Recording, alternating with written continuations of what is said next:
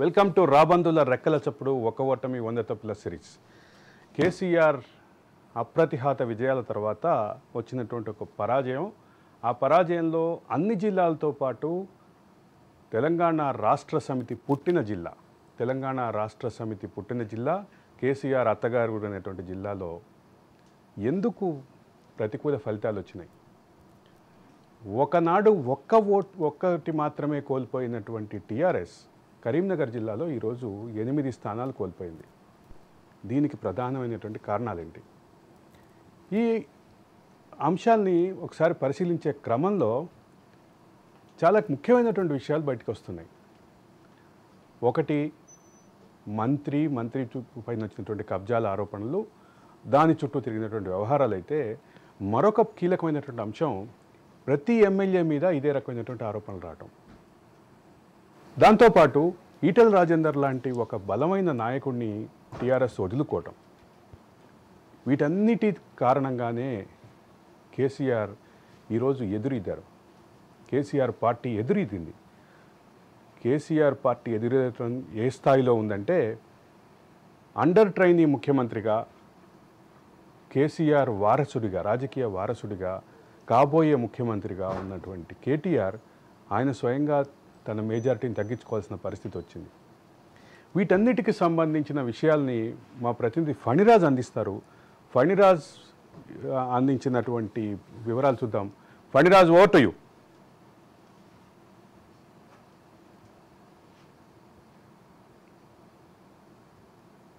Phaniraj, over to you. Phaniraj ఏదో technical problem ఉంది. ఈ అంశాలపై మనతో మాట్లాడటానికి టీపీసీసీ అధికార ప్రతినిధి రోహిత్ రావు ఉన్నారు. రోహిత్ గారు, నమస్కారం. నమస్కారం. రోహిత్ గారు, మీ జిల్లా పేరు చెప్తే ముందు గుర్తొచ్చేది, మీ జిల్లాలో టీఆర్ఎస్ పుట్టింది, టీఆర్ఎస్ ఎదిగింది. టీఆర్ఎస్ మొదటి బహిరంగ సభ మీ జిల్లాలో జరిగింది. ఆ జిల్లా వేదికగానే 2001లో ఆయన 3 ప్రధానమైనటువంటి పదవులు, ఆయన చెప్పిన మాట నాకు బాగా గుర్తుంది. 1 డిప్యూటీ స్పీకరు, 2 ఎమ్మెల్యే, 3వది తెలుగుదేశం పార్టీ ప్రాథమిక సభ్యత్వం. ఆ 3టిని ప్రధానమైనటువంటి పదవులుగా ఆయన చెప్పారు. వాటిని వదిలేకున్నారు. ఆ తర్వాత కరీంనగర్ ఎంపీగా గెలిచారు. తర్వాత మీ తాతగారితోటే సవాలు విసిరి, వీళ్ళిద్దరి సవాల్లో ఆయన మళ్ళోసారి ఉప ఎన్నిక తీసుకొచ్చారు. ఆ ఉప ఎన్నికలో తెలంగాణ సమాజంలో, మేధో సమాజం మొత్తం ఆయన వెంట నిలబడింది. 2001 నుంచి ఆయన వెంట నిలబడ్డ జిల్లాల్లో కరీంనగర్, నో డౌట్ కరీంనగర్ ఒకటి. ఈరోజు అటువంటి కరీంనగర్ జిల్లాలో ఎదురీతోంది. కరీంనగర్ పార్లమెంట్ ఏమవుతుందో అర్థం కావట్లేదు, మరొక పెద్దపల్లి పార్లమెంట్ ఏమవుతుందో అర్థం కావట్లేదు. ఈ పరిస్థితి టీఆర్ఎస్ ఎందుకు ఫేస్ చేసిందంటారు? ఇప్పుడు మీరు అన్నట్టు కరీంనగర్ మొదటి నుంచి వాళ్ళు ఆరంభించినప్పటి నుంచి టీఆర్ఎస్కి కొద్దిగా ఫేవర్గా ఉందనేది వాస్తవం. అది హిస్టరీ. నేను కూడా దాన్ని నో అని లేదు. నేను ఒకటే సింపుల్గా without going to specific reasons, ముందుగా అసలు బ్రాడ్గా ఒకరు మాట్లాడుకోవాలంటే, ఇప్పుడు మీకు ఒక జన్మనిచ్చిన తల్లి లాంటిది అని మీరు అంటున్నారు. మరి అలాంటి జన్మనిచ్చిన తల్లికి అంత ఆదరించినప్పుడు మీరేం చేసిరు? మీరు అంటే మీరు కానీ, మీ పార్టీ కానీ మీరు ఎంపీగా ఏం చేసిరు? 5 ఏళ్ళు ఎంపీగా ఉన్నారు, పవర్లు ఉన్నారు, మంత్రిగా ఉన్నారు, లేబర్ శాఖ మంత్రి, పెద్ద పదవి అది. మరి ఉమ్మడి జిల్లాలో దాదాపు ఇప్పుడు ఉమ్మడి కరీంనగర్ తీసుకుంటే 13 కాన్స్టిట్యున్సీలు, పెద్దపల్లి పార్లమెంట్ ఒకటి, కరీంనగర్ పార్లమెంట్ ఒకటి. మరి మీరు పార్లమెంట్లో వండుకుంటే యూపీఏ గవర్నమెంట్ కూడా మీరు ఏం స్పెసిఫిక్లీ చేసారు? ప్రత్యేకత ఏంటిది? దాని తర్వాత ఒకసారి వినోద్ కుమార్ గారు గెలిచారు. తర్వాత ఎంతసేపు ఒకసారి స్మార్ట్ సిటీ తీసుకొచ్చినా అంటున్నారు. కానీ సరే, సంతోషం, స్మార్ట్ సిటీ తెచ్చినందుకు ఎవరైనా దానికి సంతోషించాల్సిందే. ఇప్పుడు ఎంఎస్ఆర్ గారు ఎమ్మెల్యేగా ఉన్నప్పుడు దాన్ని రాజశేఖర రెడ్డి గారితో కొట్లాడి మున్సిపాలిటీ చేసిరు. అది ఉంది కాబట్టి, కార్పొరేషన్ అయింది కాబట్టి దాని తర్వాత మీరు స్మార్ట్ సిటీ చేసిరు. బట్ ఇంతగా ఇప్పుడు ఫర్ ఎగ్జాంపుల్ మీరు 2018 అసెంబ్లీ ఎలక్షన్స్ తీసుకుంటే, కరీంనగర్ పార్లమెంట్ ఉదాహరణ తీసుకుంటే, కాంగ్రెస్ పార్టీ ఒక్క సీట్ కూడా గెలవలేదు, బీజేపీ కూడా గెలవలేదు. మొత్తం అన్ని స్వీప్ టీఆర్ఎస్ చేసి, ఇవాళ పరిస్థితి చూస్తే మొత్తం 13లో మీరు ఇంతకుముందు అన్నట్టుగా 8 కాంగ్రెస్ గెలిచింది, మిగతావి టీఆర్ఎస్ గెలిచింది. సో మీకు అసలైన బ్యాక్గ్రౌండ్ అయినా మీకు కరీంనగర్లోనే మీ పరిస్థితి ఇట్లుంటే మిగతా రాష్ట్రాలు ఎట్లున్నది మీరు అర్థం చేసుకోవచ్చు. అందుకే మీరు ఇలా రిజల్ట్లు ఉన్నారు. సో దీనికి రీజన్స్ లోకల్ లీడర్షిప్, మీరు అన్నట్టు అక్కడ మంత్రి గారి మీద ఉన్న వ్యతిరేకత, సరే ఒక బలమైన నాయకుడు ఈటల రాజేందర్ గారు వెళ్ళిపోవడము, కాంగ్రెస్ ని ఆదరించడం ప్రజలు. ఒక మంత్రి మీద మాత్రమే కాకుండా దాదాపుగా ఎమ్మెల్యేల అందరి మీద కూడా భూ కబ్జాల ఆరోపణలు. అబ్సల్యూట్లీ. ఇప్పుడు మానకొండూరు ఎమ్మెల్యే ఉన్నారు, ఇంతకుముందు ఎక్స్ ఎమ్మెల్యే రసమయ్య బాలకృష్ణ గారు, తన మీద వచ్చిన ఆరోపణలు బహుశా టాప్ 2 టాప్ 3లో ఆల్ స్టేట్ వైడ్ లో ఉండే ఆరోపణలు తనకు వచ్చినాయి. ఒక కళాకారుడు, ఒక తెలంగాణకు అప్పుడు సరే తన పాటల ద్వారా చాలా చైతన్యం తీసుకొచ్చి పాట పాడినట్టు తెలంగాణ ఉద్యమాన్ని రూతలుగించిన వ్యక్తి ఇంత హుందాగా ఉండాలండి. సో అలాంటిది మీరు you have misused your power అని నేను అంట. మీకు ప్రజలు ఇచ్చిన ఆదరణని మీరు కాపాడలేకపోయారు కాబట్టి పార్టీ పరిస్థితి ఇప్పుడు అంత దయనీయంగా ఉన్నది. పార్లమెంట్ ఎలక్షన్స్ మీరు ఇంతకుముందు అన్నారు పార్లమెంట్లో పరిస్థితి ఏంది అని. నా ప్రెడిక్షన్ అయితే పెద్దపల్లిలో absolutely no chance for any party, only for Congress party. Clear edge ఉన్నది. కరీంనగర్లో I'll put my neck out and say it is a fight between BJP and Congress. Unfortunately అక్కడ క్యాండిడేట్ అయిన వినోద్ కుమార్ గారు వ్యక్తిగతంగా తను సౌమ్యుడు అయినప్పటికీ అక్కడ పార్టీ పరంగా చాలా వీక్ ఉన్నది కాబట్టి, ప్లస్ తను కూడా అగ్రెసివ్ గా చేసిన అభివృద్ధి ఏం లేదు. మంచి పర్సన్ అయినంత మాత్రం సరే తన మీద వ్యక్తిగతంగా ఆరోపణలు లేకపోయినా కానీ పార్టీ పరంగా అక్కడ మీరు చేసింది ఏం లేదు, ఇప్పుడు మీరు చేసే విజన్ కూడా ఏం లేదు. ప్లస్ సెంటర్ లో టీఆర్ఎస్ పై చేసేది ఏంటిది, ఆల్రెడీ ఇక్కడ మీకు పవర్ లో లేదు. రాష్ట్ర రాజకీయాలనే ఈ రెండు పార్టీల మధ్య తిప్పాలి అని జాతీయ పార్టీలు భావిస్తున్నటువంటి ప్రస్తుత పరిస్థితిలో కరీంనగర్ అందుకు వేదిక. ప్రజలు అనుకుంటున్నారండి. ఇప్పుడు రాజకీయ పార్టీలుగా మాకు కొన్ని ఆశలు ఉండొచ్చు, మేము ఇట్లా కావాలి ఎలక్షన్ అనేది మాకు ఉండొచ్చు, బట్ ప్రజలు డిసైడ్ అయిపోయారు. టీఆర్ఎస్ అనేది నాకు తెలిసి ఒక్క కాన్స్టిట్యున్సీలో గెలిస్తేనే పెద్ద విషయం. అది ఏ కాన్స్టిట్యున్సీ మేబీ వాళ్ళ సొంత కాన్స్టిట్యున్సీ ఏదో కొద్దో గొప్ప ఛాన్స్ ఉందంటున్నారు, బట్ కరీంనగర్లో అయితే అబ్సల్యూట్లీ నో క్వశ్చన్. అంటే ఆ సొంత నియోజకవర్గంలో కూడా ఈరోజు అభ్యర్థికి సంబంధించినటువంటి సెలక్షన్ ఎవరు అనేది కూడా ఒక పెద్ద చర్చ జరుగుతోంది. అంటే టీఆర్ఎస్ ఈరోజు బలహీన పట్టడానికి, ముఖ్యంగా కరీంనగర్ జిల్లాలో బలహీన పట్టడానికి మీ దృష్టిలో కనిపిస్తున్నటువంటి కారణాలు ఏంటి? ఇప్పుడు 100% ఇప్పుడు నేను చెప్తున్నట్టు భూ కబ్జాలు ప్రధానమైన మీకు ఆరోపణ.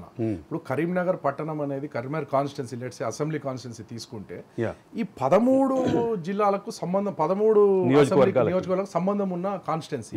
సో అక్కడ ఉండే ప్రజలు హిస్టారికల్, ఎందుకంటే మనకు 10 జిల్లాలు ఉన్నప్పుడు హెడ్ క్వార్టర్ అది. 10 జిల్లాలో ఉన్నప్పుడు హెడ్ క్వార్టర్ 10 జిల్లాల్లో ఒక ప్రధానమైన జిల్లా కేసీఆర్ ని మొదటి నుంచి ఆదరించిన జిల్లా. అబ్సల్యూట్లీ. సో మీరు అక్కడనే మీ సిటీలోనే ఇంత ఘోరమైన మీకు అక్రమాలు జరుగుతుంటే మీరు కళ్ళకు గంతలు కట్టుకున్నట్టు నిద్రపోతే కేసీఆర్ గారు ఏం చేసినట్టు, కేటీఆర్ గారు ఏం చేస్తున్నట్టు, వినోద్ కుమార్ గారు ఏం చేస్తున్నారు? డౌట్ ఏంటంటే కేసీఆర్ కేటీఆర్ అసలు కరీంనగర్ అభివృద్ధిని పరుగులు పెట్టించారు, కేబుల్ బ్రిడ్జ్ తెచ్చారు, ఐటీ టవర్ కట్టారు, కార్పొరేషన్ నిధులు ఇచ్చారు, స్మార్ట్ సిటీ చేస్తున్నారు. Smart city central fund, central government initiative, దానికి స్టేట్ గవర్నమెంట్ కూడా స్పాన్సర్ చేస్తుంది. డెఫినెట్లీ ఇద్దరు కలిసి చేసారు, దానికి సంతోషం. దాన్ని మేము 100% you done a good job అని అంటున్నాం. కాకపోతే ఇప్పుడు స్మార్ట్ సిటీ నిధుల కింద ఒక 1000 కోట్లు వచ్చి ఉంటే ఫర్ ఎగ్జాంపుల్, అందులో మీరు ఎన్నిటిని ప్రాపర్ గా యూటిలైజ్ చేసారు. కరప్షన్ ఎందుకంత ర్యాంపెంట్ ఉంది? మీరు స్మార్ట్ సిటీ నిధులతోటి కట్టిన రోడ్లు ఎందుకు అప్పుడే వాష్అవుట్ అయిపోతున్నాయి? ఎందుకు దాని అండర్లయింగ్ స్ట్రక్చర్స్ బయటికి కనిపిస్తున్నాయి? ఎవరి కోసం మీరు కూడళ్ళు సుందరీకరించారు కరీంనగర్ ఫర్ ఎగ్జాంపుల్, ఎందుకంత ర్యాంపెంట్ కరప్షన్ ఉన్నది? ఇప్పుడు మీరు ఐటీ టవర్ అంటున్నారు, ఐటీ టవర్ తీసుకురావడం అనేది వెరీ గుడ్ డెవలప్మెంట్. మరి తీసుకొచ్చిన ఐటీ టవర్ లోపల కంపెనీస్ ఎవరు తీసుకురావాలి? అది ఖాళీ మనకు ఇప్పుడు చంద్రబాబు నాయుడు గారు ఒకప్పుడు సరే కాంగ్రెస్ ఫౌండేషన్ వేసిన బిల్డింగ్ ని కంప్లీట్ చేసి సైబర్ టవర్ ఇవ్వాలని అనుకునే బిల్డింగ్ ఏదైతే ఉన్నదో దాన్ని పెట్టినాక దాన్ని నింపే ప్రయత్నం కూడా చేశారు కదా. ఇన్సెంటివ్స్ ఇచ్చో, పవర్ హాల్డేనో, లేకపోతే ఇంటర్నెట్ ఫెసిలిటీస్ ప్రొవైడ్ చేసో, సంథింగ్ చేసి ప్రొవైడ్ చేశారు. మీరు కరీంనగర్ ఐటీ పార్క్ ఇవాళ రైట్ టుడే ఛాలెంజ్, వెళ్దాం అక్కడికి, కెమెరా తీసుకుని వెళ్ళండి. Why is it vacant? More than half of the retail space ఎందుకు వేకెంట్ ఉన్నది? ఎందుకంటే మీకు ఆ కట్టి దాన్ని 10 కోట్లలో అయిపోయే కన్స్ట్రక్షన్ 20 కోట్లకు పెట్టి బిల్లు పెట్టి 10 కోట్లు నొక్కాలనే తాపత్రమే తప్ప దాంట్లో నిజంగా ఐటీ ఉద్యోగాలు క్రియేట్ చేయాలి. లోకల్గా ఉన్న అక్కడ it's a very huge education hub. So మీకు హెచ్ఆర్ రిసోర్సెస్ అసలు ప్రాబ్లం లేదు. మరి అలాంటి ప్లేస్లో మీరు ఎందుకు ఐటీ హబ్ని నడపలేకపోయారు? సో ఇవన్నీ రీజన్స్, భూ కబ్జాలు, ల్యాక్ ఆఫ్ ఇంట్రెస్ట్. గతంలో నా డిబేట్కి వచ్చినటువంటి ఒక మిత్రుడు, అంటే ఒక పార్టిసిపెంట్ చెప్పినటువంటి విషయం ఏంటంటే, ఐటీ హబ్ కట్టిన తర్వాత మెయింటైన్ చేస్తుంది అంతా మంత్రి గారికి సంబంధించిన వాళ్ళ ఫ్యామిలీ మెంబరే. Okay, I don't want to name the person. వాళ్ళ ఫ్యామిలీ మెంబరే దాని ఫెసిలిటీస్ మేనేజర్లకు కూడా దాని 5 లక్షలు ఏదో నెలకు చిన్న కాంట్రాక్ట్ చెప్పాలంటే, ఆ cleaning, electricity maintenance, DG maintenance అవి ఉంటాయి అలా శాలరీస్. దాంట్లో కూడా అంత చిన్నదాన్ని కూడా వదిలేకుండా దాన్ని కూడా హాఫ్గా మెయింటైన్ చేస్తూ మీ ప్రైమరీ రెస్పాన్సిబిలిటీ ఏంటి? ఐటీ ఇన్ఫ్రాస్ట్రక్చర్ తీసుకొచ్చి దాన్ని ఫిల్అప్ చేయాలి కదండి. So that is the problem. అక్కడ ఏది చేయకుండా నేను ఇంకొకటి అంటాను, నేను ఇప్పుడు మీది కేసీఆర్ కుటుంబాన్ని ఒరిజినలీ మెదక్ జిల్లా, ఉమ్మడి మెదక్ జిల్లా, Siddipet to be more precise. మరి హరీష్ రావు గారు సిద్దిపేట మీద పెట్టిన ఫోకస్, కేటీఆర్ గారు తన జిల్లా కాకపోయినా మీరు అన్నట్టు వాళ్ళ అమ్మమ్మూరు అని చెప్పుకొని వచ్చి సిరిసిల్లలో పాగేసి దాన్ని ఒక సపరేట్ జిల్లాలకే చేసారు. సరే సంతోషం, సిరిసిల్లను కొద్ది గొప్ప డెవలప్ చేసుకున్నారని అనుకుందాం. మరి మీకు అన్నీ ఇచ్చిన కరీంనగర్ ఏం ద్రోహం చేసిందని నేను అడుగుతున్నా.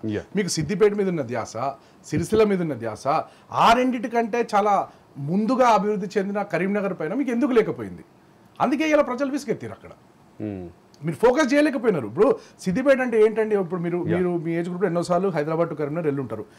మధ్యలో వచ్చే ఒక పిట్ స్టాప్ అని నేను దాన్ని డిగ్రేడ్ చేయదలుచుకోలేదు, కానీ ఇట్ వాజ్ మోర్ ఆఫ్ ఏ ఒక స్టాప్ అది. అట్లాంటిది మీరు ఇప్పుడు సిద్దిపేట గురించి మాట్లాడుతున్నారు కానీ కరీంనగర్ గురించి ఎందుకు మాట్లాడట్లేదు? హైదరాబాద్ తర్వాత నెంబర్ 2 సిటీగా ఉండాల్సిన కరీంనగర్ గురించి మీరు ఎందుకు మాట్లాడట్లేదు? So that is the biggest problem అక్కడ. అంటే ఇక్కడ అంటే నేను మళ్ళీ మొదటికి వస్తున్నా. షూర్, చాలా అభివృద్ధి చేశాను, చాలా రకరకాల ఐటీ టవర్స్ తో పాటు హైదరాబాద్ లో ఉన్నటువంటి కేబుల్ బ్రిడ్జ్, మీ దగ్గర కూడా కేబుల్ బ్రిడ్జ్ కూడా తీసుకొచ్చా అని చెప్పారు. కేబుల్ బ్రిడ్జ్ అంటే చూడడానికి ఒకటి బాగుంటే సరిపోతుంది కదా, దాని యూజబిలిటీ ఏంటి? నేను చాలాసార్లు ఆరోపణలు చేసిన, మీరు కేబుల్ బ్రిడ్జ్ కట్టడానికి ప్రధాన కారణము మీకు అక్కడ పక్కనే ఉండే సదాశివపల్లి అనే ఒక గ్రామంలో అక్కడ మీకు మీ బినామీలకు ఉన్న ల్యాండ్ వాల్యూ పెంచుకోవడానికి కట్టిన బ్రిడ్జ్ తప్ప దాని యూజబిలిటీ రిపోర్ట్ మీరు ఎప్పుడైనా రిలీజ్ చేశారా? అసలు ఎన్ని వెహికల్స్ వెళ్తాయి, ఎన్ని వెహికల్స్కి అది యూజ్ అవుతుంది, ట్రాఫిక్ అనాలిసిస్ మీరు అసలు చేసిరా? ఏ చేయకుండా మీకు నచ్చినట్టు అలైన్మెంట్ చేసుకుని కట్టిరంటే దేనికి అర్థం అది? సో ఒక కేబుల్ బ్రిడ్జ్ కట్టినంత మాత్రాన కరీంనగర్ మొత్తం అభివృద్ధి అయినట్ట? లోకల్ గా అక్కడ ఉన్న సమస్యలపైన అదే సందర్భంలో మీ జిల్లా మంత్రిగా ఉన్నటువంటి గంగుల కమలాకర్ మీద ఆయన నిర్వహించిన శాఖకు సంబంధించి కూడా చాలా తీవ్రమైనటువంటి ఆరోపణలు వచ్చినాయి. సివిల్ సప్లైస్ మంత్రిగా ఆయన అంటే వరి ధాన్యం కొనుగోలు విషయంలో ఆరోపణలు వచ్చాయి. మనతో పాటు మీ జిల్లాకి సంబంధించినటువంటి ధర్మారం బీజేపీ అధ్యక్షులు శ్రీనివాస్ గారు జాయిన్ అయ్యారు. శ్రీనివాస్ గారు నమస్కారం. నమస్కారం అండి. మనతో పాటు రోహిత్ ఉన్నారు. శ్రీనివాస్ గారు, అంటే పార్టీ పుట్టినటువంటి జిల్లాగా చెప్పుకునేటటువంటి కేసీఆర్కి అండగా నిలబడినటువంటి జిల్లాగా చెప్పేటటువంటి కరీంనగర్ జిల్లాలో, ఉమ్మడి కరీంనగర్ జిల్లాలో ఈ పరిస్థితికి గతంలో కేవలం 1 సీటు మాత్రమే ఓడిపోయిన పరిస్థితి నుంచి ఈరోజు 8 సీట్లు ఓడిపోయే పరిస్థితికి ఎందుకు కారణమైంది ఏంటి? దీనికి ఉన్నటువంటి నేపథ్యం ఏంటి? ఇప్పుడు ఉన్నటువంటి పరిస్థితులలో ఒంటెత్తు పోగొడలతోటి తను చేస్తున్నటువంటి పనులకు చెప్పేటువంటి విధానానికి చాలా తేడా ఉంది కాబట్టి ప్రజలు తిరస్కరించారు. ఒకటి ఏంటి అని అంటే, నేను లేకుంటే లేదు తెలంగాణ అనేటువంటి ఫీలింగ్ తోటి కింది స్థాయి కేడర్ని అంతా నిర్వీర్యం చేయడం కారణంగా మండలానికి 1-2 నువ్వే రాజు నువ్వే మంత్రి అనే విధంగా చేయడం వల్ల పూర్తిగా నిర్వీర్యమై ఈ రోజు ప్రజలు చీకొట్టే పరిస్థితికి వచ్చింది. అయితే ప్రధానంగా మీ ఓటు బ్యాంకు కూడా గతం కంటే గణనీయంగా బీజేపీకి ఓటు బ్యాంకు పెరిగినటువంటి పరిస్థితి కనిపిస్తోంది. దీనికి ప్రధానమైనటువంటి కారణం ఏంటంటే, రాబోయే పార్లమెంట్ ఎన్నికలు మీ 2 పార్టీల మధ్య పోటీగా మిగిలేటటువంటి పరిస్థితి చూడటానికి అది ఆస్కారంగా అనిపిస్తోందా? అట్లాంటిది ఏం లేదు. ఈ రోజు బీఆర్ఎస్ పార్టీని ప్రజలు మొత్తం చీకొట్టిండ్రు, దానిలో ఎలాంటి అనుమానం లేదు. భారతీయ జనతా పార్టీని ప్రజలు నరేంద్ర మోడీ గారు చేస్తున్నటువంటి పనులు, నరేంద్ర మోడీ గారు చేస్తున్నటువంటి విధానాలు, నరేంద్ర మోడీ గారు ఏవైతే పేదలను ఆలోచిస్తున్నారో అవన్నీ కూడా ఈ రోజు ప్రజలు గుర్తించారు. అందుగురించే నరేంద్ర మోడీ గారికి ఖచ్చితంగా ఓటేయాలని చెప్పి ప్రజలు సిద్ధంగా ఉన్నారు. బీఆర్ఎస్ ను ఎట్టి పరిస్థితులలో దూరం పెట్టాలని, చీకొట్టాలని ప్రజలు నిర్ణయానికి వచ్చారు. పోటీ అంటూ ఉంటే భారతీయ జనతా పార్టీ రాష్ట్రంలో అధికారంలో ఉన్నటువంటి కాంగ్రెస్ కు తప్ప బీఆర్ఎస్ ఉండదని చెప్పి సందర్భంగా అనుకుంటున్నాం. నేను అనేది కూడా అదే, అంటే 2 జాతీయ పార్టీల మధ్య పోటీ ఉండేటటువంటి పరిస్థితి కల్పించేటటువంటి దిశగా ఆల్రెడీ కరీంనగర్ ప్రజలు ఓటేశారా అనేది నా ప్రశ్న. ఖచ్చితంగా నిర్ణయానికి వచ్చిండ్రు భారతీయ జనతా పార్టీకి ఓట్లు వేయాలని. 6 గ్యారంటీల పేరుతో ఆ రోజు కొద్దిగా జరిగినటువంటి పరిస్థితులు, కొన్ని కారణాల వల్ల భారతీయ జనతా పార్టీని ఆదరించడానికి వచ్చినటువంటి ప్రజలు చివరి నిమిషంలో కాంగ్రెస్ ను ఆదరించారు. ఇప్పుడు పార్లమెంట్ ఎన్నికలలో అట్లాంటిది ఎలాంటిది ఉండదు. నరేంద్ర మోడీ గారిని దృష్టిలో పెట్టుకుని ఖచ్చితంగా భారతీయ జనతా పార్టీని ఆదరిస్తారని మేము అనుకుంటున్నాము. రోహిత్, అంటే ఆయన బీజేపీకి సంబంధించిన ఆయన వెర్షన్ ఇప్పుడు ప్రధానంగా కనిపిస్తున్న ప్రధాన రాజకీయ స్రవంతిలో ఇప్పుడు బీఆర్ఎస్ పుట్టిన అంటే మొదట బహిరంగ సభ పెట్టిన జిల్లాలోనే ఈ పరిస్థితి ఎదుర్కొంటే పరిస్థితి కనిపిస్తోంది. అదే సందర్భంలో కేసీఆర్ ప్రకటించిన మొదటి పార్లమెంట్ అభ్యర్థి కూడా కరీంనగర్ పార్లమెంట్ స్థానమే. ఏ రకమైనటువంటి పరిస్థితి ఎదుర్కొంటున్నారు గ్రౌండ్లో? పార్లమెంటు ఇప్పుడు మిత్రులు బీజేపీ మిత్రులు చెప్పినట్టుగా ప్రధానంగా పోటీ మాత్రము బీజేపీ వర్సెస్ కాంగ్రెసే ఉంటుంది. సరే, బీజేపీ వాళ్ళు బీజేపీ గెలుస్తుంది అంటారు, నేను కాంగ్రెస్ గెలుస్తుంది అంట, కాబట్టి దానికి ప్రజలే నిర్ణయిస్తారు. మనము అక్కడ రెండు ప్రధాన పార్టీలు పోరు ఉంటుందని చెప్పేసి నేను అనుకుంటున్నా. వినోద్ కుమార్ గారు మాజీ పార్లమెంటేరియన్, ఒకసారి హన్మకొండ నుంచి ఇంకొకసారి కరీంనగర్ నుంచి గెలిచిర్రు. అక్కడ బీఆర్ఎస్ గెలిచే పరిస్థితి అసలు లేదు. మీకు పెద్దపల్లి చూసుకున్నా కరీంనగర్ చూసుకున్నా రెండు పార్లమెంట్లోనూ చాలా వీక్గా ఉన్నది అక్కడ వ్యక్తిగతంగా. అక్కడ మీరు గమనించాలి, సిరిసిల్ల ఇప్పుడు కేటీఆర్ గారు తనే ఒక షాడో చీఫ్ మినిస్టర్గా పనిచేసిన నేపథ్యం మనం అందరం చూసినాం. సో అలాంటి వ్యక్తి ప్రాతినిధ్యం వహిస్తున్న పార్లమెంట్ కాన్స్టిట్యున్సీలో ఇలా కనీసం సెకండ్ ప్లేస్లో కూడా లేదు బీఆర్ఎస్ అని అంటే ఏ పరిస్థితిలో ఉందా పార్టీ అనేది మీరు ఒకసారి గమనించాలి. సరే, వాళ్ళ అభ్యర్థి స్ట్రాంగ్ అభ్యర్థి కాదంటే మంచి అభ్యర్థి, ఫైనాన్షియల్లీ వెల్ ఆఫ్ అభ్యర్థి, మంచి కుటుంబ నేపథ్యం ఉన్నది, అన్నీ ఉన్నాయి. కానీ ఎక్కడా కనిపించట్లేదు, అసలు చర్చల్లో కూడా రావట్లేదు. అంటే అండ్ ఇన్ఫాక్ట్ కాంగ్రెస్ పార్టీ అసలు ఇంకా క్యాండిడేట్ని కూడా డిక్లేర్ చేయలేదు. డిక్లేర్ చేయక ముందు కూడా ప్రజలు ఆల్రెడీ ఇప్పుడు ఇక్కడ రాహుల్ గాంధీ గారి నాయకత్వంలో, ఇక్కడ లోకల్గా ఉన్న రేవంత్ రెడ్డి గారి నాయకత్వంలో చూసి ప్రజలకు ఇస్తున్న ఇప్పుడు ఈ గవర్నెన్స్ చూసి ఆనందపడి మాకు ఓటేస్తారని చెప్పేసి మేము భావిస్తున్నాం. అంటే ఇక్కడ ప్రధాన రాజకీయ స్రవంతిలో ఈరోజు బీఆర్ఎస్ అంటే కనిపించకపోవటం, అది దాని మొదలు కూడా కరీంనగర్ జిల్లా నుంచే వచ్చిందని భావించాలా?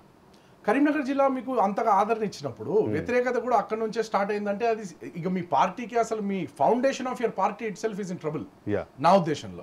రైట్, ఇప్పుడు రేపు పొద్దున పార్లమెంట్ ఎలక్షన్స్ తర్వాత ఎంతమంది నాయకులు బీఆర్ఎస్ నుంచి ఏ పార్టీకి వలసలు పోతారో మనం కళ్ళ ముందే నాకు కనిపిస్తున్నది. యాక్చువల్లీ వాళ్ళకు ఇంకో 4 years 5 years అసలు ఎట్లా పబ్బం కప్పాలో వాళ్ళకే తెలియని పరిస్థితులు ఉన్నారు. సో ఇచ్చిన అవకాశాన్ని కరీంనగర్ ప్రజలు ఇచ్చిన అవకాశాన్ని మీరు చేతుల్లో పొడగొట్టుకున్నారు కాబట్టి మాకు అది మంచిగా జరిగింది. కరీంనగర్ లో కూడా గంగుల కమలాకర్ గెలిచిరని చెప్పేసి ఆనందపడాల్సిన అవసరం లేదు. ఎందుకంటే అక్కడ వచ్చిన ఓటు మీరు క్యాలిక్యులేట్ చేస్తే నెగటివ్ ఓటే ఎక్కువ. తనకు వచ్చిన ఓటు కంటే సెకండ్ వచ్చిన బీజేపీకి, థర్డ్ వచ్చిన కాంగ్రెస్ కంపేర్ చేస్తే చాలా కన్సిడరబుల్లీ ఎక్కువ. సిమిలర్లీ మీరు అక్కడ హుజరాబాద్ లో చూసినా, మీరు సిరిసిల్లలో చూసినా నెగటివ్ ఓటే ఎక్కువ ఉంటుంది వాళ్ళకి. సో గెలిచిన కాన్స్టిట్యున్సీలో కూడా మనం ఒకవేళ మాట్లాడదలుచుకుంటే so it's a very bad sign for TRS in those part. అదే సందర్భంలో ఇప్పుడు గెలిచినటువంటి 5 బీఆర్ఎస్ దాంట్లో ఒకరు కేటీఆర్, మిగతా 4 ఈ రాజకీయ ప్రస్థానం ఎట్టుండబోతుంది? ఇప్పుడు నాకు అంత ఐడియా లేదండి. 100% హైపోథెటికల్ క్వశ్చన్. బట్ ఈ రోజు ప్రస్తుత పరిస్థితుల్లో రాజకీయాల్లో మొత్తం దాని చుట్టే తిరుగుతోంది కాబట్టి ఆ నేపథ్యంలో అంటే ఎవరు పార్టీలో మిగులుతారు బీఆర్ఎస్ లో అనే అనుమానాలు ప్రతి చోట వినిపిస్తున్నటువంటి పరిస్థితుల్లో సహజంగా మీరు అన్న క్వశ్చన్ కొట్టిపారేసేటట్టు అయితే లేదు. ఎందుకంటే యు ఆర్ సీయింగ్ లీడర్స్ కూడా వాళ్ళ వ్యక్తిగత రాజకీయ ప్రయోజనాలను బట్టి, లోకల్ ఉన్న కాన్స్టిట్యున్సీలో ప్రజల ప్రయోజనాలను బట్టి వాళ్ళు నిర్ణయం తీసుకుంటారు. జనరలీ ఒక నోటిసబుల్ ట్రెండ్ మీరు గతంలో కూడా చూసింది ఏంటంటే రూలింగ్ పార్టీ ఏదైతే ఉంటుందో ఎస్పెషల్లీ లోకల్లో అక్కడ మన నిధులు రావాలి, కాన్స్టిట్యున్సీ అభివృద్ధి చెందాలి అనే దృక్పథంతో కూడా కొంచెం స్వచ్ఛందంగా మారే అవకాశాలు ఉంటాయి. రాజకీయంగా 5 years తర్వాత మన పరిస్థితి ఏంటి, అసలు ఈ పార్టీ ఉంటుందా ఉండదా, మనమును కూడా మనం ఇంపార్టెంట్ కదా అని చెప్పేసి కొద్దిమంది జంపు జినాలు ఉండనే ఉంటారు. సరే, అది అప్పుడప్పుడు వాళ్ళ వ్యక్తిగత వ్యవహారం అయినప్పటికీ డెఫినెట్లీ అవకాశాలు అయితే ఉంటాయి. అంటే ఇవన్నీ కాసేపు పక్కన పెడదాం. కేసీఆర్ యొక్క సామాజిక వర్గం కరీంనగర్ జిల్లాలో ప్రభావశీలమైనటువంటి రాజకీయాలు చేస్తారు, రాజకీయాలన్నింటినీ శాసిస్తారు అంటూ గత కొన్ని దశాబ్దాలుగా వింటున్నమాట. కేసీఆర్ సామాజిక వర్గమే ఆ జిల్లా రాజకీయాన్ని శాసిస్తుంది అన్నమాట. సామాజిక వర్గం అందాం, ఎందుకంటే కేసీఆర్ ఏదో సొంత సామాజిక వర్గం మనం దాంట్లో దాపరికమైన వెలమ సామాజిక వర్గం ప్రధాన పాత్ర పోషిస్తుంది. ఈరోజు మరి కేసీఆర్ గ్రిప్పు తగ్గడంతో పాటు ఆ వెలమ సామాజిక వర్గం కూడా రాజకీయాల్లో కీలకమైనటువంటి పాత్ర పోషించే పరిస్థితి లేదా అనేది ఒకటండి. కులాల పరంగా విశ్లేషించడం ఒకటి తప్పు నా ఉద్దేశంలో. సరే, హిస్టారికల్ ఫ్యాక్ట్ ఏంటి అని అంటే అక్కడ number of times Velama candidates గెలిచారు, that is a fact. But అన్ని కులాలని కలుపుకపోతేనే గెలుపు. ఇప్పుడు పాపులేషన్ వైజ్ చూస్తే కూడా వెల్మా పాపులేషన్ ఆల్వేస్ తక్కువ, అక్కడ ప్రిడామినెంట్లీ బీసీలే ఎక్కువ ఉంటారు.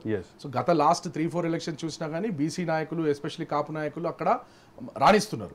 పొన్నం ప్రభాకర్ గారు ఇప్పుడు మంత్రివర్యులు, ఉస్మానాబాద్ శాసనసభ్యులు, తను కూడా 2009లో అక్కడ ఎంపీగా గెలిచి. సో ప్రధానంగా బీసీలు వెలమలు ప్రధానంగా రాజకీయ పాత్ర పోషిస్తున్న చేనేత వర్గానికి చెందినటువంటి Ramana 96 election 96 elections I remember correct. Yes, తను కూడా ఫస్ట్ టైం తను బ్రేక్ చేశారు ఆ ట్రెండ్. సో డెఫినెట్లీ అక్కడ ఉన్న 17 నియోజకవర్గాల్లో కరీంనగర్ నియోజకవర్గంలో అఫ్ కోర్స్ కొద్ది గొప్ప వెలమ ప్రాబల్యం ఇంకా ఉంది అని చెప్పుకోవడంలో ఎటువంటి సందేహం లేదు.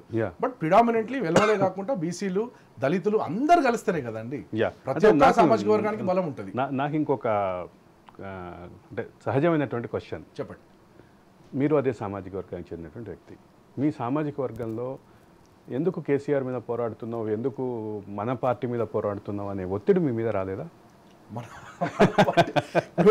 వెలమల పార్టీ టీఆర్ఎస్ అని మీరు అంటున్నారు, నేను అంటలే, ఎన్నడూ అట్లా అనుకోలే. ఇక్కడ నేను ఒకటండి ఒకటి అంటే ఎందుకు ఈ ప్రశ్న అడగాల్సి వచ్చింది రోహిత్ అంటే, ఈ సామాజిక వర్గం నుంచి వివిధ పార్టీల్లో ఉన్న వాళ్ళు కూడా కేసీఆర్ పార్టీ అధికారంలోకి వచ్చిన తర్వాత కేసీఆర్ పార్టీలో చేరినటువంటి పరిస్థితి ఒక్కటండి. ఇప్పుడు అన్ఫార్చునేట్ రియాలిటీ ఏంటంటే తను వెలమ ప్లస్ వాళ్ళ ఫ్యామిలీలో చాలా మంది క్యాబినెట్ హోదాలో ఉన్నారు కాబట్టి నెంబర్ ఆఫ్ వెల్మా రిప్రజెంటేషన్ పెరిగింది. అంత మాత్రాన ఇది ఓన్లీ వెల్మాస్ పార్టీ అని వాళ్ళు ఒకళ్ళు బ్రాండ్ చేసుకుంటే నేనేం చేయలేను, కానీ from my perspective I have never seen it that way. ఇప్పుడు కేసీఆర్ గారి కంటే ముందు రైట్ మా తాతగారైన ఎంఎస్ఆర్ గారు కానివ్వండి, చొక్కారావు గారు కానివ్వండి, అదేవిధంగా బీజేపీ నుంచి సెంట్రల్ మినిస్టర్ చేసిన గవర్నర్గా చేసిన విద్యాసాగర్ గారు కానివ్వండి, రత్నాకర్ రావు గారు కానివ్వండి, రాష్ట్రం లెవెల్లో నేషనల్ లెవెల్లో చక్రం తిప్పిన సామాజిక వర్గాలు వచ్చిన నాయకులు ప్రేమ్ సాగర్ రావు కానీ వీళ్ళందరూ ఉన్నారు. ఉన్నప్పుడు తన ఒక్కరికే పార్టీ చెందింది అనుకుంటే ఇంకోటి చెప్తాం మీకు, ఇవాళ కాంగ్రెస్ పార్టీ 9 మంది వెల్మాస్కి క్యాండిడేట్స్కి ఎమ్మెల్యే టికెట్స్ ఇస్తే 6 మెంబర్స్ గెలిచారు. సో మరి అట్లాంటప్పుడు ఒక్క కోణంలో ఎందుకు చూడాలి మనం, టీఆర్ఎస్ కి మాత్రమే వెలుమలు అని చూస్తే ఎట్లా, చాలా తప్పు కదండి అది. అంటే ఇక్కడ నా ఉద్దేశం ఏంటంటే, అంటే జనంలో ఉన్న మాటని, జనంలో ఉన్నటువంటి మాటని ఎవరో ఒకరు కుటుంబ సభ్యులు వాళ్ళో వీళ్ళో దూరం ఉన్నోళ్ళు అరే ఇది ఇందులో ఉంటే బాగుంటుంది కదా అని అంటారు. కానీ మనం మీకు ఒత్తిడి రాలేదా అనేది నా ప్రశ్న. వచ్చినంత మాత్రాన మనం దానికి తలగాల్సిన అవసరం లేదు, వాళ్ళకి జవాబు చెప్పాల్సిన అవసరం లేదు. కాంగ్రెస్ పార్టీ నమ్ముకొని బతుకున్న ఒక కుటుంబం మాది. ఇప్పుడు కాదు, ఒక 70 ఏళ్ల నుంచి నేనే కాదు, right from my grand father, my parents కానీ వాళ్ళ సిబ్లింగ్స్ కానీ ఎవ్వరు కూడా కాంగ్రెస్ పార్టీని వద్దనుకొని ఎక్కడికి పోయింది లేదు. So we're Congress loyalist from birth to death. ఇక మళ్ళీ నియోజకవర్గాల్లో ప్రభావితం చేసినట్టు అంశాల దగ్గరికి వద్దాం. మొత్తం కరీంనగర్ జిల్లాలో మీ దృష్టిలో ప్రభావితం చేసినట్టు అంశాలు ఏంటి? దీనికి సంబంధించి మరింత చర్చలోకి వెళ్ళే ముందు ఒక చిన్న విరామం తీసుకుందాం. కేసీఆర్ పార్టీ కరీంనగర్ జిల్లాలో ఎందుకు వెనకపట్టు పట్టింది? నాకు బాగా గుర్తుంది, 2001లో కేసీఆర్ కరీంనగర్లో పెట్టినటువంటి భారీ బహిరంగ సభ. ఆ భారీ బహిరంగ సభే తెలంగాణ ఉద్యమానికి ఊపు తీసుకొచ్చిందని కేసీఆర్ భావించారు. కేసీఆర్ పెట్టినటువంటి భారీ బహిరంగ సభ ఖచ్చితంగా తెలంగాణ ఉద్యమానికి ఏమో కానీ తెలంగాణ రాష్ట్ర సమితికి మాత్రం ఊపిరుద్దింది. తెలంగాణ రాష్ట్ర సమితి భవిష్యత్తు ఏంటి అనుకునేటటువంటి పరిస్థితుల్లో వచ్చినటువంటి ఉప ఎన్నిక కూడా తెలంగాణ రాష్ట్ర సమితికి, కేసీఆర్కి ఊపు తీసుకొచ్చింది. పార్టీలకు అతీతంగా తెలంగాణ వాదాన్ని బతికించుకోవటం కోసం తెలంగాణ వాదులంతా కలిసి నడిచి కేసీఆర్ తీసుకొచ్చిన ఉప ఎన్నికలో కేసీఆర్ని గెలిపించారు. ఆ ఉప ఎన్నిక సవాలుకి కారణమైన రోహిత్ రావు మనతోటి, ఎంఎస్ఆర్ గారి వారసుడు రోహిత్ రావు మనతోటి ఉన్నారు. రోహిత్, అంటే చర్చలోకి వెళ్ళే ముందు మా ప్రతినిధి ఫణిరాజ్ మనకి అక్కడి నుంచి తన అనాలిసిస్ అందిస్తున్నారు. Phaniraj, over to you. ఒకప్పుడు తెలంగాణ ఉద్యమానికి ఊపిరిలున్నటువంటి జిల్లా ఇక్కడి నుండే టీఆర్ఎస్, అప్పటి తెలంగాణ రాష్ట్ర సమితి ఆ పార్టీ అధినేత రాజకీయ ప్రస్థానం కూడా మొదలైంది. ప్రస్తుతం ఉన్నటువంటి పరిస్థితుల్లో ఉమ్మడి కరీంనగర్ జిల్లాలో జరిగినటువంటి పరిణామాలు ఏంటి, ఏ రకంగా ఆ పార్టీ తన ప్రభావాన్ని కోల్పోయిందనేది చూద్దాం. ఉమ్మడి కరీంనగర్ జిల్లాలో మొత్తం కూడా 13 అసెంబ్లీ నియోజకవర్గాలు ఉన్నాయి. ఏవైతే ఈ జిల్లాకు చెందినటువంటి ఈ అసెంబ్లీ నియోజకవర్గాల్లో ఒకప్పుడు టీఆర్ఎస్ ప్రాబల్యం, అప్పటి టీఆర్ఎస్ ప్రాబల్యం చాలా స్పష్టంగా ఉండేది. జిల్లా వ్యాప్తంగా కూడా హవా కొనసాగేది. ఉన్నటువంటి ఈ 13 దాదాపు 12 తన ఆధీనంలో ఉండేవి. ఆ పార్టీ హవా, ఆ పార్టీ అధినేత కేసీఆర్ చెప్పేటువంటి మాటల్ని ఈ జిల్లా ప్రజలు ఎంత కాన్ఫిడెంట్గా తీసుకునేవారనే దానికి ఇది నిదర్శనం. ప్రస్తుతం మనం ఒక్కసారి జిల్లా వ్యాప్తంగా కూడా ఈసారి జరిగినటువంటి ఎన్నికల్లో ఎటువంటి ఫలితాలు వచ్చాయి, దానికి గల కారణాలు ఏంటి అనేది ఒకసారి విశ్లేషిద్దాం.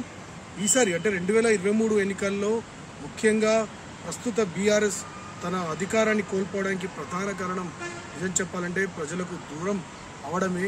తన మాటల ద్వారా కావచ్చు, చేతుల ద్వారా కావచ్చు, ఆ పార్టీ అధినేత దగ్గర నుండి పార్టీలో నెంబర్ 2గా ఉన్నటువంటి కేటీఆర్ సైతం తను కూడా ఇదే ఉమ్మడి జిల్లాకు చెందినటువంటి నియోజకవర్గం సిరిసిల్లలో పోటీ చేశారు. ఏ రకంగానైతే దూరం అయ్యారో ఇదంతా కూడా అది ఎన్నికల ఫలితాలపై చాలా స్పష్టంగా ప్రభావితం చూపింది. అందుకు గల కారణాలను ఒకసారి చూద్దాం.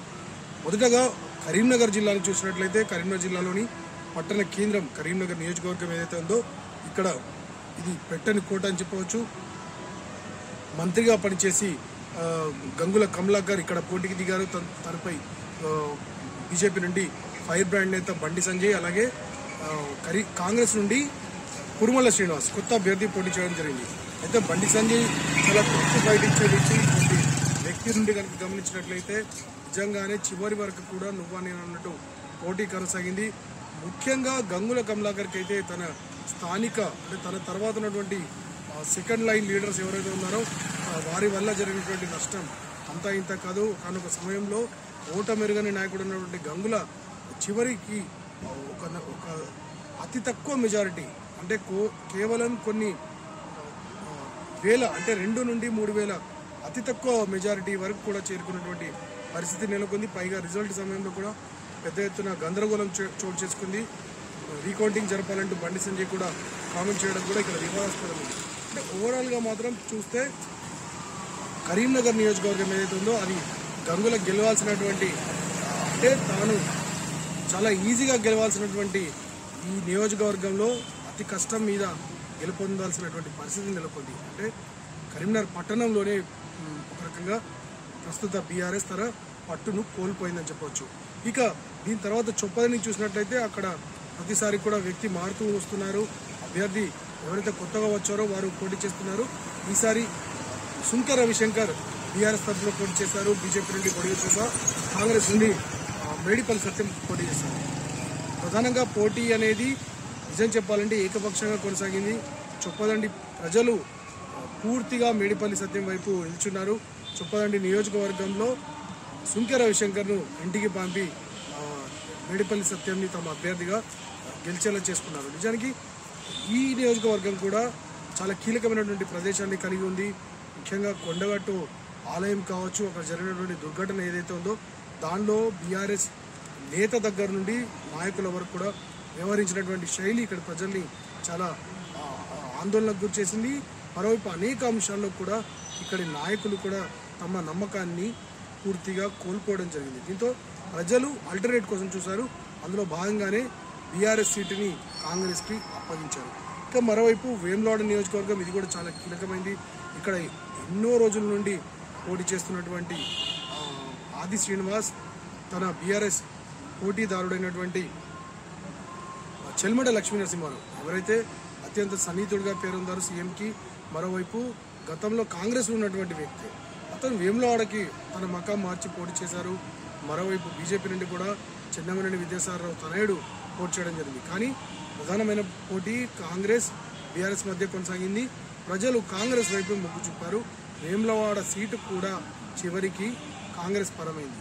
ఇక్కడ కూడా అంశాన్ని కనుక గమనించినట్లయితే ఆలయ అభివృద్ధికి కొన్ని కోట్ల నిధులు కేటాయిస్తాయంటూ పేర్కొన్నటువంటి సీఎం కేసీఆర్ చివరికి ఆ అభివృద్ధి విషయంలో పూర్తిగా విఫలం కావడం అనేది ఇక్కడ చాలా క్లియర్ కట్గా ప్రజల్లో ఒకవైపు అంటే పార్టీ మారడానికి గల ముఖ్యమైనటువంటి కారణంగా చెప్పుకోవచ్చు. మరోవైపు రెండో స్థాయిలో ఉన్నటువంటి నేతల వ్యవహార శైలికి కూడా దీనికి సంబంధించి పూర్తిగా ఇలాంటి తీర్పు రావడానికి కారణమైందని చెప్పవచ్చు. ఇక సిరిసిల్ల విషయానికి వస్తే ఇది కేటీఆర్కి పెట్టని కోట, కానీ ఇక్కడ నుండి కూడా టఫ్ ఫైట్ కొనసాగుతుందని అనుకున్నారు. కానీ ఇక్కడ కాంగ్రెస్ అభ్యర్థి ఏం చెప్పాలంటే కేకమ్మ అందరెడ్డి గతంలో తెలంగాణ ఉద్యమంలో చాలా కీలకమైనటువంటి వ్యక్తి. తను ఇచ్చినటువంటి పోటీ కూడా నామమాత్రమే చెప్పుకోవచ్చు. ఎందుకంటే కేటీఆర్ స్థాయి వ్యక్తి ఇక్కడ పోటీ చేయడం వల్ల ఒక రకంగా అక్కడ కేకే మహేందర్ రెడ్డి సరైనటువంటి కాంపిటీషన్ ఇవ్వలేకపోయారు. మరోవైపు బీజేపీ నుండి రాణి రుద్రమ పోటీ చేసినప్పటికీ కూడా ఆ పోటీ మాత్రం కేవలం నామమాత్రంగానే జరిగింది. ఇక్కడ నుండి కేటీఆర్ మాత్రం గెలుపొందగలరు.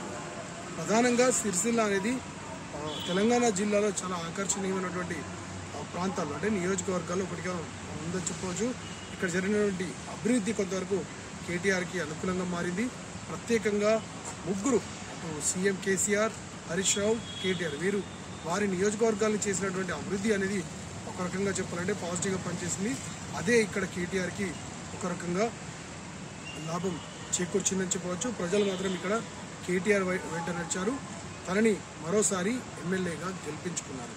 ఇక మానకొండూరు విషయానికి వస్తే ఇక్కడ ఉన్నటువంటి రసమయి బాలకిషన్, బీఆర్ఎస్ తరఫున పోటీ చేసినటువంటి రసమయి బాలకిషన్ గతంలో తెలంగాణ ఉద్యమంలో ఒక గాయకుడిగా అలాగే ప్రజల నుండి చాలా మన్నన పొందారు. అటువంటి వ్యక్తి రాను పూర్తిగా ప్రజా వ్యతిరేక పనులు చేయడం వల్ల ప్రజలకు దూరం అయ్యారు. ఇటువంటి పరిస్థితుల్లో కాంగ్రెస్ నుండి పోటీ చేసినటువంటి కవ్వంపల్లి సత్యనారాయణ అతనిపై గెలుపొందారు. ఈ సీటు కూడా కాంగ్రెస్ వైపు వెళ్ళిపోయింది.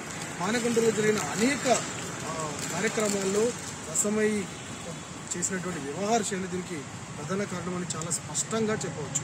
దీంతో అతను ప్రజలకు దూరం అయ్యారనే, అలాగే ఆ సీట్ని కోల్పోవాల్సినటువంటి పరిస్థితి నెలకొందని చెప్పవచ్చు. ఇక హుజురాబాద్ విషయానికి వస్తే హుజురాబాద్లో ఈటెల రాజేందర్ చాలా ప్రధాన పోటీదారుడు, అతనికి తిరుగులేని నియోజకవర్గం. కానీ ఈసారి మాత్రం అక్కడ బీఆర్ఎస్ తన జెండా పాతింది. పాడి కౌశిక్ రెడ్డి ఈసారి అక్కడ పోటీలో దిగి గెలుపొందడం జరిగింది. ఓవరాల్గా మాత్రం ఈటెల రాజేందర్కి ఈసారి ఓటమి దక్కింది. అక్కడ కౌశిక్ రెడ్డి చేసినటువంటి గ్రౌండ్ వర్క్ ఏదైతే ఉందో, తను అనేక వివాదాస్పద అంశాల్లో ఉన్నప్పటికీ కూడా ప్రజలు దీన్ని పట్టించుకోలేదు. తాను మాత్రం గ్రౌండ్ లెవెల్లో పనిచేశారు. చివరిలో మాత్రం సెంటిమెంట్ అస్త్రాన్ని ప్రయోగించారు తనకి. ఇక ఉమ్మడి జిల్లా వ్యాప్తంగా చూసినట్లయితే 5 బీఆర్ఎస్ గెలుచుకుంది, అలాగే 8 కాంగ్రెస్ గెలుచుకుంది. నిజానికి ఒక సమయంలో కేవలం 1 మాత్రమే కాంగ్రెస్కి ఉండేది. ఇటువంటి పరిస్థితుల్లో బీఆర్ఎస్ చేసినటువంటి పనులు ఏవైతేనో దీనికి ఈ అసెంబ్లీ ఎన్నికల ఫలితాలు చాలా స్పష్టంగా బయటపడేలా చేశాయి. అవి ఏ రకంగా ఇంపాక్ట్ చూపించావి అనేది ఈ ఎన్నికల ఫలితాలు తెలిసిపోయింది. అభ్యర్థులంతా కూడా పూర్తిగా కూడా తాము చేసినటువంటి పనుల కారణంగానే ఓటమి పాలయ్యారని చెప్పొచ్చు.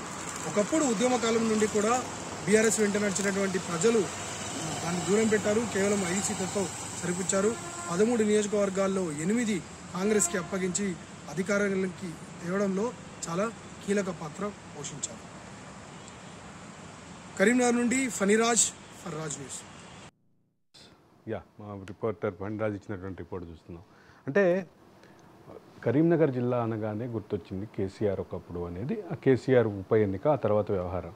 కానీ అధికారంలోకి వచ్చిన తర్వాత కొండగట్టు, నేరెళ్ళ ఇట్లాంటి ఘటనల్లో కనీసం కేసీఆర్ పరామర్శించకపోవటం ప్రధానమైనటువంటి కారణంగా కనిపిస్తుంది. 100%. ఇప్పుడు నేరెళ్ళ విషయానికి వస్తే కేటీఆర్ సొంత కాన్స్టిట్యున్సీ, దాన్ని ఎంతసేపు తన వర్గం మనుషులలో ఇన్వాల్వ్ అయి ఉన్నారు కాబట్టి దాన్ని కప్పిపుచ్చే ప్రయత్నమే చేశారు. కానీ నిజాలు ఇప్పటికి కూడా కంప్లీట్గా బయటికి రానికుండా చేశారు. అప్పుడు కాంగ్రెస్ అప్పుడు అక్కడ మా స్థానిక మాజీ ఎంపీ, ఇప్పుడు మంత్రివర్యులైన పొన్నం ప్రభాకర్ గారు పెద్ద ఎత్తున మీరా కుమారి మాజీ మన పార్లమెంట్ స్పీకర్ తన ఆధ్వర్యంలో అక్కడ పెద్ద నిరసన ర్యాలీలు చేస్తే కూడా దాన్ని కూడా ఆపియడము, పోలీసుల ప్రాబల్యంతో లోకల్గా ఉన్న గుండాలతో ఆపించిన ఎగ్జాంపుల్స్ మనం అక్కడ చూస్తున్నాం. అగైన్ ఇంతకుముందు మనం షోలో మాట్లాడుకున్నట్టు మీకు అంత ఆదరణ ఇచ్చిన ప్రాంతం ఇప్పుడు మన కొండగట్టు విషయమే కానీ, నేరెళ్ళ విషయమే కానీ, కరీంనగర్లో ఉన్న భూదందాల విషయమే కానీ ఇంత ర్యాంపెంట్గా జరుగుతున్నప్పుడు మీకు అంత పెట్టినప్పుడు అరే అన్నం పెట్టిన కుక్క కూడా విశ్వాసం చూపిస్తుంది. అట్లాంటి ఆదరణ ఇచ్చిన కరీంనగర్ ప్రజలకు మీరు ఏం చేసిర్రు కేసీఆర్ గారు అని నేను అడుగుతున్నా. అందుకే మీకు వెళ్ళి స్థితి మీరు స్వయంగా ఇప్పుడు మీ టైటిలే ఉంది, ఒక ఓటు 100 తప్పులు అన్నట్టు, ఒక ఓటమి అన్నట్టు. మీరు కరీంనగర్ ప్రజలు ఇవాళ మీకు దూరం కావడానికి మీ స్వయంకృతాపమే మోర్ దెన్ హాఫ్. కాబట్టి మేము చేసుకున్నది ఎంతున్నా కానీ మీరు కొండగట్టులో బస్సు ప్రమాదం జరిగితే కనీసం కేసీఆర్ స్పందించలేదు, కేసీఆర్ పరామర్శించలేదు అనేది తను రావాలి కదండి. అంత పెద్ద ఇన్సిడెంట్, ఒక మొత్తం రాష్ట్రాన్ని కలిసివేసిన ఇన్సిడెంట్కి ఒక ముఖ్యమంత్రిగా మీకు అంత పీకుడు పని ఏముంటుంది నాకు అర్థం కాదు. పోవాలి కదా, తప్పు కదండి. అంటే మీకు ఎస్పెషలీ మీకు అంత ఆదరణ ఇచ్చిన ప్రాంతం, మీకు లైఫ్నిచ్చిన ప్రాంతం, మీ పార్టీకి లైఫ్నిచ్చిన ప్రాంతం. ఒక విధంగా చెప్పాలంటే సరే మా కుటుంబంలో ఉన్న మా ఎంఎస్ఆర్ గారు, మా తాతగారు చేసిన ఒక ఆవేశపూరితమైన ఛాలెంజ్ ఇంకేదో అనుకున్నా కానీ అది ఎటువెట్టు చూసినా కేసీఆర్ గారికే లాభమైంది. తెలంగాణ ఉద్యమం కూడా ఓన్ చేసుకుంది. కాబట్టి మీకు అంత ఆదరణ ఇచ్చింది. మీరు యాక్చువల్లీ సిద్దిపేట, మీరు వచ్చి కరీంనగర్లో నిల్చుంటే మీరు అంత బంపర్ మెజారిటీతో ఒక్కసారి 2 సార్లు 3 సార్లు గెలిపి గెలిపించింది. What have you given in return? మీరు అన్నట్టు ఈ సంఘటనలే కాదు, మీరు స్వయంగా వచ్చి అక్కడ ఏదో ఒకసారి మేము దీన్ని కరీంనగర్ని డల్లాస్ లెక్క చేసేస్తాం. అసలు డల్లాస్లో డీ లెక్క కూడా కాలేదు. కరీంనగర్ గా ఉంచినా బాగుండేది. ఇప్పుడు మొత్తం కరీంనగర్లో భూదందా అంటే నెంబర్ 1 ఒక మేజర్ కార్పొరేషన్ లో. ఇప్పుడు దానికి నిర్వెత్తు నిదాహరణ ఏంటంటే, లాస్ట్ టైం నేను మీకు రాజ్ న్యూస్ లో 51st షోలో నాకు ఇదే సేమ్ 51 షోలో వచ్చినప్పుడు స్థానిక కార్పొరేటర్, సిట్టింగ్ కార్పొరేటర్, మాజీ కాదు, సిట్టింగ్ కార్పొరేటర్లు, మాజీ ఎంపీటీసీలు ఇట్లాంటి ఒక 12, అప్పటికి 9, ఇప్పుడు 14 మందికి వచ్చింది లిస్టు. 14 మంది అరెస్ట్ అయ్యారు. అరెస్ట్ అయితే కనీసము టిఆర్ఎస్ పార్టీ వాళ్ళపైన చర్యలు కూడా ప్రారంభించలే, ఒక షోకాజ్ నోటీస్ కూడా ఇష్యూ చేయలే. అంటే మీరు మీ కనుసన్నల్లో అంత మీరు చెప్పినట్టు నడిచినందుకే కదా లోకల్ స్థానికంగా గంగుల కమలాకర్ గారు ఇన్వాల్వ్ అయ్యారు కాబట్టే మీరు ఇవాళ కూడా వాళ్ళని ఎన్కేసుకు వస్తున్నారు. నిజంగా వాళ్ళు ఇంతమంది తప్పు చేసినట్టయితే ఓపెన్ గా మీరు స్టేట్మెంట్లు ఇవ్వచ్చు కదా, అరే సారీ కరీంనగర్ ప్రజలారా మాకు తెలియకుండా తప్పులు జరిగినాయి, దానికి కట్టుదిట్టమైన చర్యలు ఇప్పుడు తీసుకొని చెప్పాలి కదా. అది కూడా లేదు పరిస్థితి. సరే ఇది కాసేపు పక్కన పెడదాం. మీ జిల్లాకే చెందినటువంటి, మీ జిల్లాకు సిట్టింగ్ ఎంపీ అయినటువంటి బండి సంజయ్, ఆయన చాలా ఆవేశంగా రాష్ట్ర బీజేపీ పార్టీని అధికారంలోకి తీసుకొస్తామని ప్రయత్నం చేస్తుంటే ఆయనని బీజేపీ అధిష్టానం పక్కన పెట్టడం, నేను పక్కన పెట్టడం అనే మాట బీజేపీ కార్యకర్తలు మాట్లాడుకుంటున్నమాట. కాబట్టి దాని ప్రభావం కూడా ఈ ఎన్నికల మీద పనిచేసిందా? బండి సంజయ్ గారు వాళ్ళు సొంత పార్టీ ఎందుకు తీసేసింది అనేది మనకు సంబంధం లేని వ్యవహారం అయినప్పటికీ ఇప్పుడు రెట్రోస్పెక్టివ్ గా చూస్తే మేబీ కిషన్ రెడ్డి గారి కంటే బండి సంజయ్ గారు ఉంటే వాళ్ళ పార్టీకి కొద్దిగా లాభం జరుగుతుండే కావచ్చు. అది జనరల్ గా అందరూ అనుకునే మాటనే, కాబట్టి నేను కూడా అది అంటున్నా. కానీ ఈ ఎన్నికల్లో ప్రభావితం చేసేంత డిఫరెన్స్ ఉండకపోవచ్చు నా ఉద్దేశంలో. ఏదో 1-2 సీట్లు స్థానికంగా మేబీ తను గెలుస్తుండేనేమో. ఇప్పుడు సెకండ్ ప్లేస్ లో వచ్చారు, అదే ఒక రాష్ట్ర అధికారిగా ప్రెసిడెంట్ గా ఉండుంటే రేపు పొద్దున మరి ముఖ్యమంత్రి అయితే ఇద్దరు బీజేపీ ముఖ్యమంత్రి అభ్యర్థులు పోటీ చేస్తారు రంగంలో. ఈటల రాజేందర్ గారు ఒకరు, బండి సంజయ్. అవును, ఇద్దరు ఓడిపోయారు. అంటే ప్రధాన కారణం మీరు ఆలోచించాలి. ముఖ్యమంత్రి అభ్యర్థి అని మనం ప్రకటించుకుంటే సరే పార్టీలో మీకు వెయిట్ ఉండొచ్చు, ఒకవేళ మీ పార్టీ గెలిస్తే మేబీ మీకు 50-50 ఛాన్స్ ఉండొచ్చు, నేను కూడా ఒప్పుకుంటాను. కానీ అసలు మీ పార్టీలో అక్కడ 10 సీట్స్ దాటే పరిస్థితి కూడా లేనప్పుడు ముఖ్యమంత్రి హోదా గురించి ఎట్లా డిస్కస్ చేస్తాం? అదే రేపు నేను ఒక కొత్త పార్టీ పెట్టేసి నేనే ముఖ్యమంత్రి అభ్యర్థి చెప్పినంత మాత్రాన నేను ముఖ్యమంత్రి అభ్యర్థిని అయిపోతానా? పార్టీ గెలిచే పరిస్థితి కూడా ఉండాలి కదండి. సో బహుశా ఓటర్స్ అదే ఆలోచించుంటారు, ఓకే వీళ్ళు పార్టీ గెలిచే స్టేజ్లో ఉంటేనే కదా ముఖ్యమంత్రి అయ్యేది. అంటే ఒక ప్రధానమైనటువంటి అంశం అయితే చర్చలో ఉంది. బండి సంజయ్ ఒక ప్రధానమైనటువంటి నాయకుడు, మరోపక్క ఈటల రాజేందర్ ఒక ప్రధానమైన నాయకుడు. గతంలో కేసీఆర్ తోటి సన్నిహితంగా ఉన్నటువంటి వ్యక్తి ఈటల రాజేందర్.